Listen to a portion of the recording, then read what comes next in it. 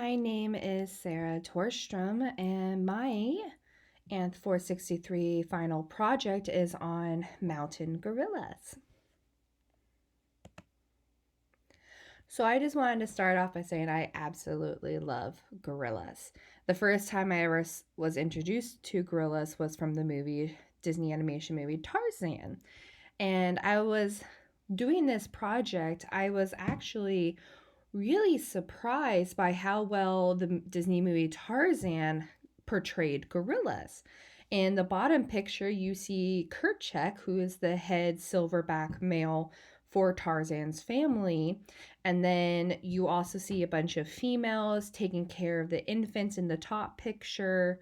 You see this family moving around, eating, nesting in different places. I was quite surprised that is an actual good portrayal of gorillas, mountain gorillas. Uh, some amazing facts about gorillas is that we share 98% of our DNA with them. Um, Basically, they're our family. And unfortunately, one little thing about them is that, like us humans, we have our immune system to protect us from diseases and from common colds and things like that. Unfortunately, gorillas do not have that. And if they catch a common cold for like we do, it could be very detrimental to them. They love to eat all day long. They eat fruit, they eat shrubs, they eat a lot of different foods, and they like to eat all the time. They also live in family groups. So normally they go from originally 10 to 30 individuals in a family unit. And that normally concludes of a male, the head male, who's normally a silverback, and then also a bunch of females along with some infants. And there sometimes can be other males in the group, but they cannot be at the age of sexual maturity yet to reproduce. They're also one of the most powerful living primates. They can stand up to 5 feet, 5 feet 5 inches. Sorry, 5 foot 5, and they are very strong in their arms and in their legs. Fortunately, which is really sad, there's only around 1,063 that exist in the world, and I'm talking about the mountain gorillas. And there's two species. There's the eastern and the western gorillas. In the eastern, the subspecies of eastern gorillas, we have the mountain gorillas, and we also have the eastern lowland gorillas.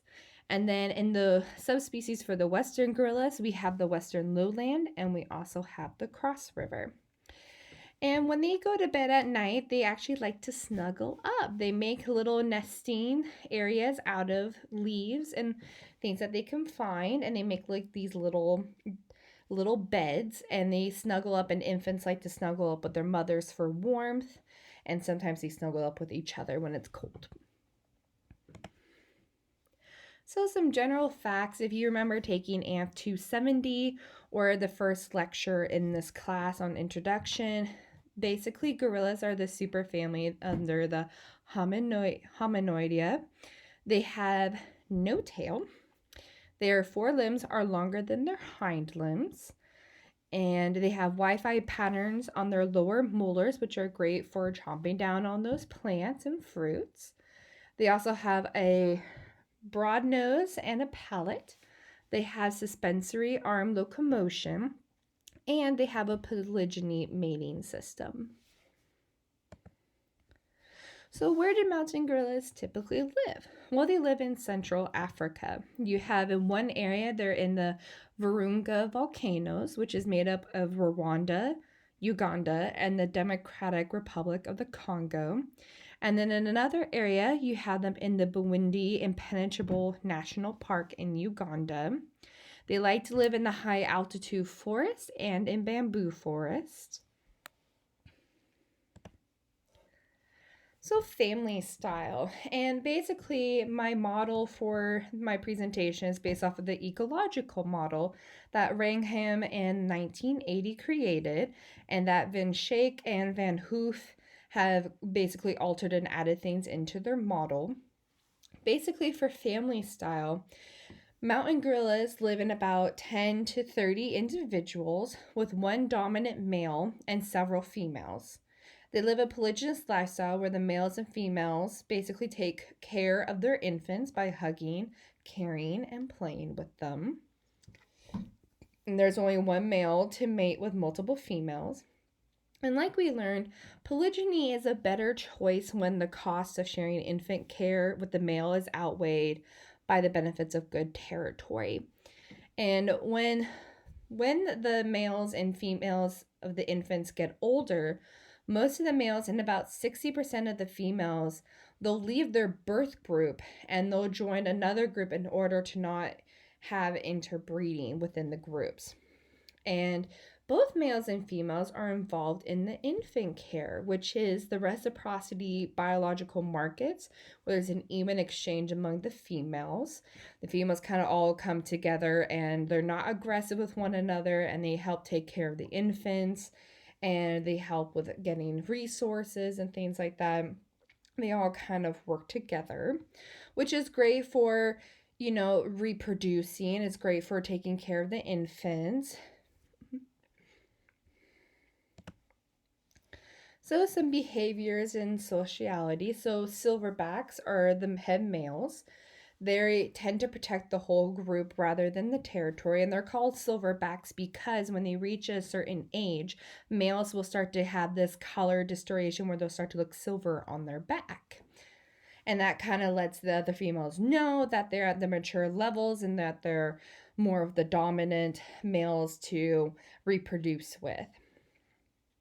The leader is in charge of moving the group around the home range to different eating places, to nesting grounds, and being the head leader to protect the group. Now, normally, gorillas are not violent, which I thought they were when I was younger, but it turns out they are very calm. Unless they get disturbed or another male comes to challenge the head silverback, basically they normally have a very calm lifestyle. And normally when another male challenges the head silverback, they do this by standing upright on their legs. They like to throw things. They'll make aggressive charges, like they'll come forward at you, come get a little bit back, and then do it again, and so on forth. Or they like to pound their chest, as we have seen in many different movies. And maybe if you've seen it in the zoo as well, the pounding of their chest. They also like to eat roots, shoots, fruit, wild celery, tree bark, and pulp. They do like to climb trees. They climb trees just to get to resources, or they also like to get it for grabbing leaves and such for their nesting grounds. Gorillas do come together to help groom each other, especially the mothers to their infants, and this helps with, getting parasites out, keeping each other clean. They'll like to help with the infants, and they help with the males, and the males help the things, and they all work together as a group, a family group.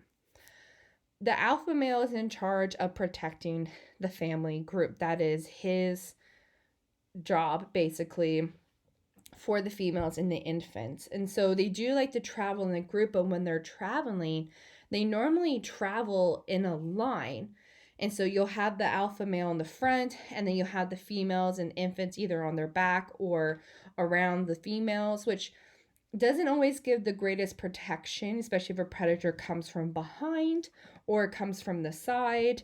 It does leave them a little bit more vulnerable, but the females do know that they have the alpha male for protection if any predator tries to come.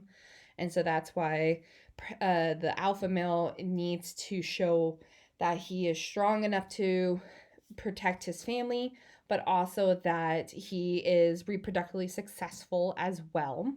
And in a study of size matters, the height of the gorilla's skull bone and the breadth of his back means he is a higher rank in the gorilla group. And this helps the male gorillas for mating and reproductive success. So if the male, based on our ecological model, if the male is strong enough to protect his family and is having reproductive success, he will have more females in his group for mating and for infants. And there was another study that found that gorillas can be extroverts or introverts. So when the males and females are in the family, if they're more social with one another, they're more of an extrovert, rather them being introverted and not really part of the group.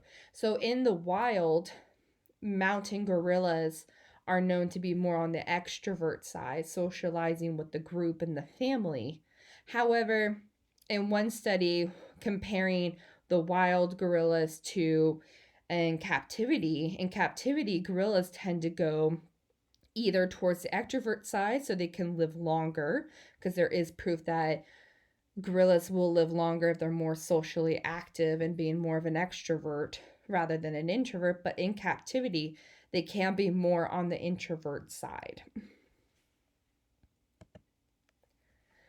So females are the dispersal egalitarian society that we learned about. Females usually move from one group to another several times in their lifetime. And they do this when two family groups come together, and females will transfer between the groups. That's when, sexually mature females from their kin family, birth family, they'll move to a new group, and vice versa. And females tend to do this so they can mate with multiple males. Or if their dominant male that they are with now is not producing many offspring or not reproductively successful, females will go to different groups to try to find a more dominant male, a higher quality dominant male that can offer the protection for their offspring and also for being more reproductively successful. And this also tends to help with inbreeding, females moving to different groups to avoid inbreeding.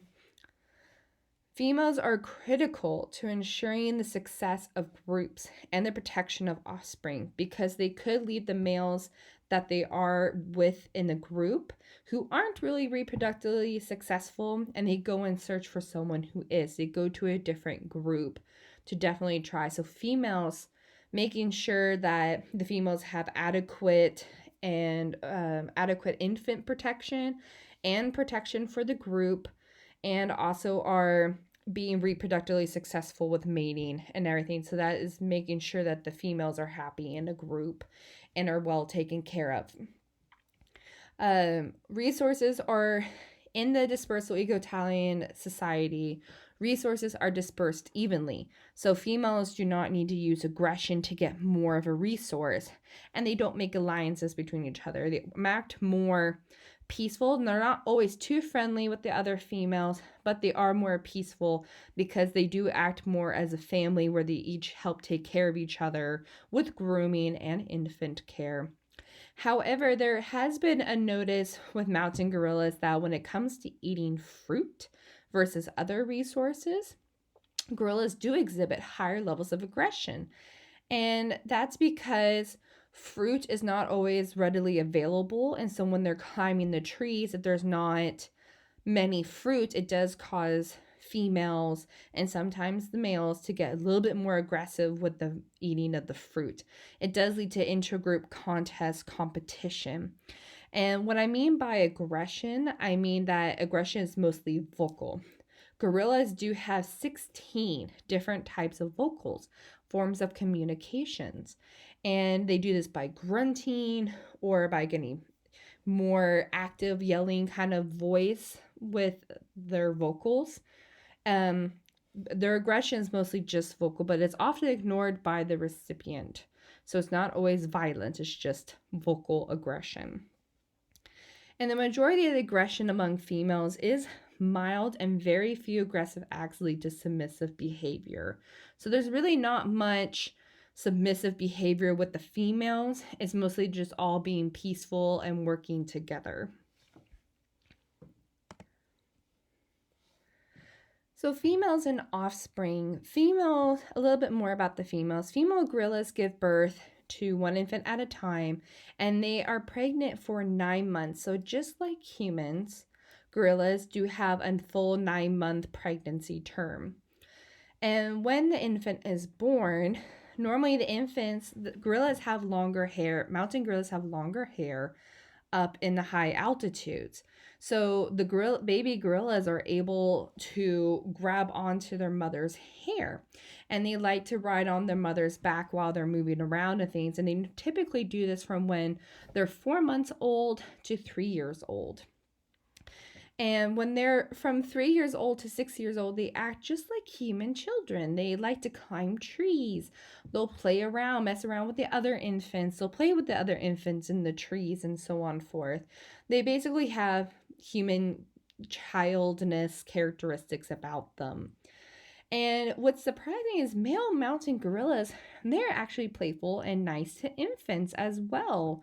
The males tend to interact with them by hugging them, carrying them, playing around with them. And males often tend to do this too to have greater success in having more infants. They tend to show females that by playing and interacting with the infants that they'll have higher, greater reproductive success by doing that, by being nice to the infants.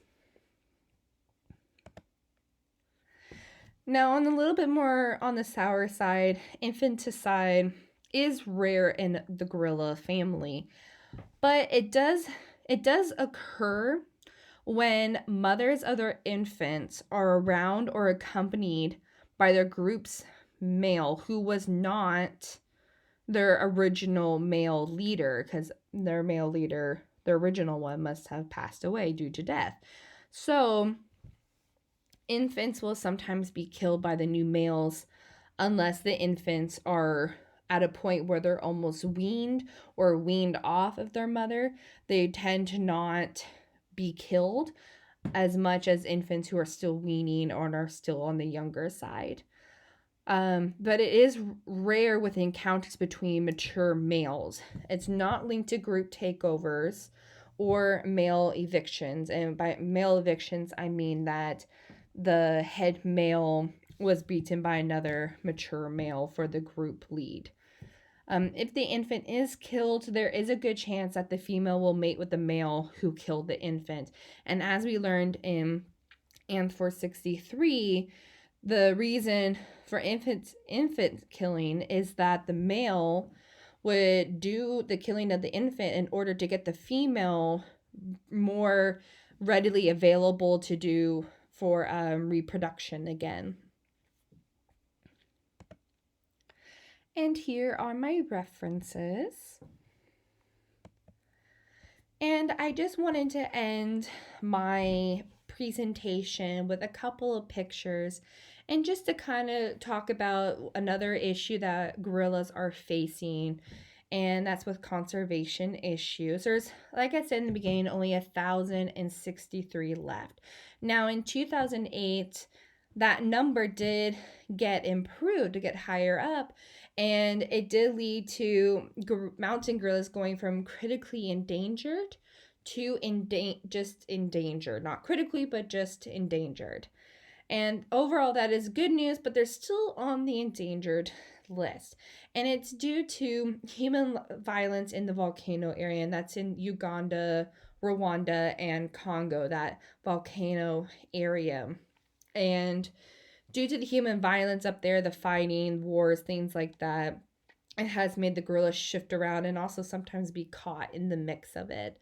The habitat loss, so due to agriculture, farming lands, things like that, more in the mountain gorillas' home area, along with illegal mining and forest destruction for the production of charcoal, actually. They sometimes get in snares that are meant for other animals, and that can lead to them being killed or being caught by humans and killed. And then also due to climate change, gorillas have been moving higher and higher up to get into higher altitude, but unfortunately with climate changing, the weather is not compatible with gorillas due to their long hair and things like that. They're used to a little bit more of the colder climate, being higher up in the high altitude. And like I said in the beginning, gorillas, even though they share 98% of their DNA with us, They also do not have their immune system. So, due to the tourist industry, humans are able to go. They'll pay some money and they'll be able to be taken to where the mountain gorillas are. And unfortunately, humans bring diseases and they bring sickness with them, and gorillas can catch that from humans. And gorillas don't have the immune systems that humans do in order to protect them from diseases and things that we carry. And so unfortunately, the the industry for tourism is just becoming such a problem for the gorillas. And if you really want to make a difference in protecting the gorillas, there's organizations like WWF where you can donate a certain amount of money. You'll get a stuffed animal gorilla, and your money will be donated to the protection and the conservation of the mountain gorillas in Central Africa.